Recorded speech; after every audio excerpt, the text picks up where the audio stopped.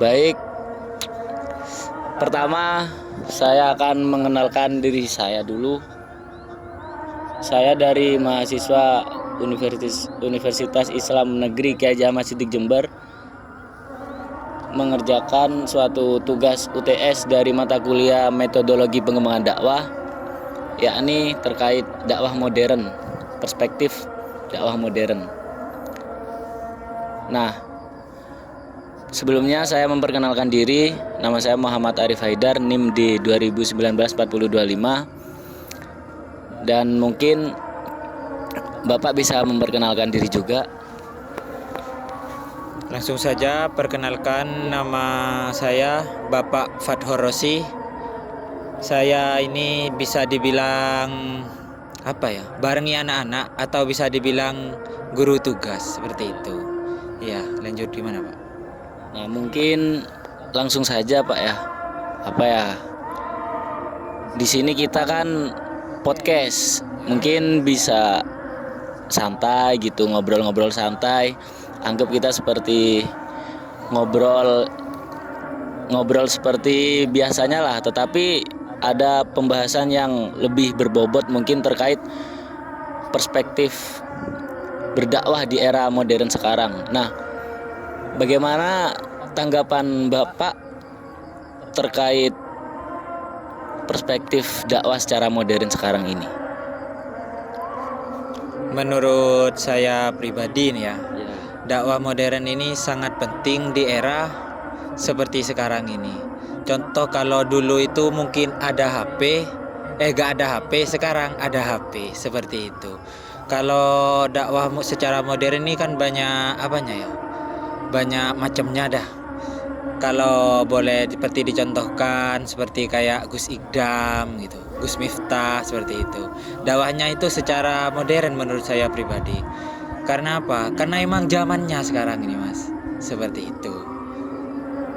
Contoh apa lagi, Mas? Nah, mungkin benar yang Bapak katakan, karena sekarang ini generasi Z dan semua anak muda atau dari usia bisa dibilang yang SMP, bahkan SD pun, SMA, bahkan usia muda, orang tua sudah memegang gadget. Jadi yang saya tangkap memang kebanyakan orang-orang memakai gadget, dan ketika berdakwah melalui sosial media itu menurut saya efisien, karena bisa tanpa mendatangi pengajian atau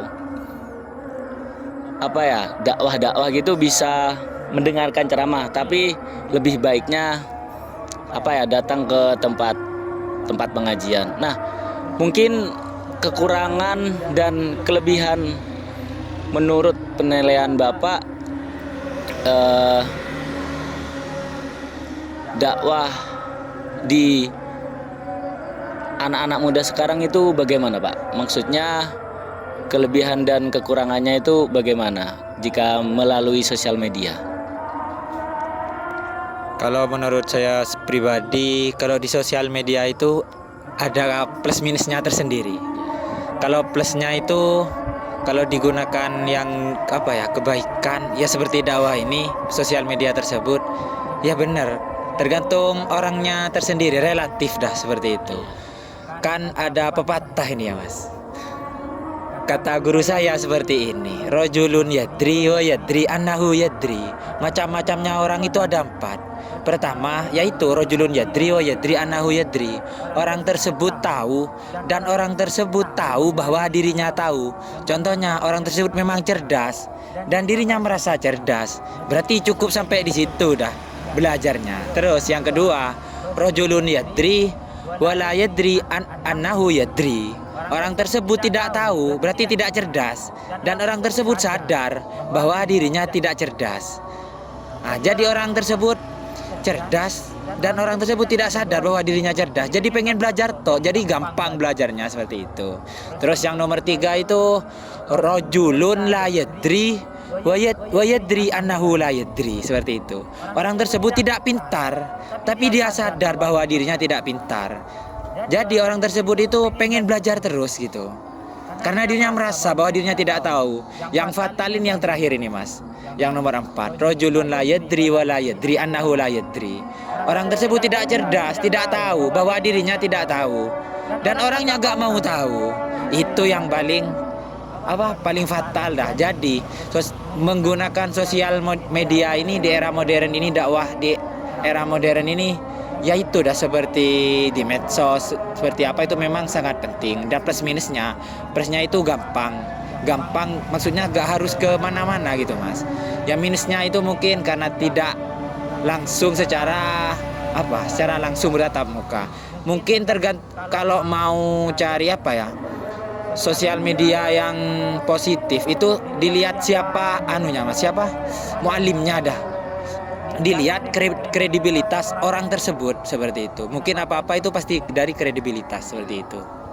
Nah, baik Bapak, terima kasih. Tetapi bagaimana Pak untuk sebagai orang tua kan, jika mendengar suatu dakwah dari sosial media itu kan kadang beliau tidak tahu mana yang aliran keras, mana yang dakwanya itu lemah lembut penyampaiannya. Kalau di Jawa itu contoh seperti kayak Gus Miftah, karena Jawa itu pasti ngomongnya halus lembut. Nah, bagaimana untuk kita memberi tahu kepada orang yang lebih tua dari kita biar agar menonton suatu dakwah di sosial media yang sesuai dengan karakter kita hidup di desa, itu gimana, Mas? Caranya? Iya, untuk itu loh. Caranya untuk menyampaikan kepada orang tua. Cara penyampaian. Kalau menurut saya, kalau untuk penyampaian kepada orang tua itu, ya itu, Mas, harus secara lemah lembut. Kan beda kan, Mas, beda-beda orang itu kan sudah relatif dah gitu. Iya.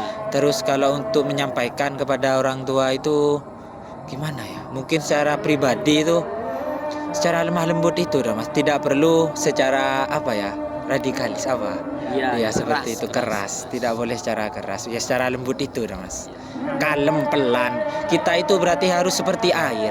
Kalau ada di wadah yang besar, ya kita ada di wadah yang besar tersebut. Mau kemana-mana kita itu bisa. Kalau ada di cangkir, ya kita harus ikut wadah tersebut. Seperti itu yang kami ketahui. Baik, saya bisa memahami, Mas, bahwasanya memang sekarang ini kan banyak sesama agama itu saling bertengkar, mungkin karena faktor ya tadi, ada yang aliran garis keras, ada yang lemah lembut. Nah, mungkin menurut pandangan Bapak, balik lagi ke perspektif dakwah di era modern ini, tanggapan jenengan bagaimana untuk meniru suri tauladan dari contoh yang lagi viral sekarang ini seperti Gus Ikdam, karena beliau itu merangkul semua kalangan, dari yang bahkan dipandang sebelah mata oleh orang bisa disebut pemabuk atau lain sebagainya, itu bisa dirangkul. Nah, itu gimana, Mas, ya, cara meniru suri tauladan kebaikan beliau itu untuk berdakwah? Caranya tersebut ya bener, bukan bener sih, kata saya yang barusan itu kan gini, Mas. Kita itu hidup seperti air dah. Ada di mana-mana, kita itu harus harus bermanfaat seperti itu. Dan caranya ya kita harus merangkul satu sama lain, tidak pandang mana itu orangnya. Ya ada yang anggap dah kurang paham agama, ada yang memang sudah paham, bahkan ada yang di luar agama kita, seperti itu. Ya caranya kita pelan-pelan gitu dirangkulnya, lemah lembut dah, cara jangan sampai pakai kekerasan, seperti itu. Baik, terima kasih banyak Bapak untuk ilmunya, dan semoga ilmu yang saya dapatkan ini bermanfaat ke depannya dan berkah bagi kita semua.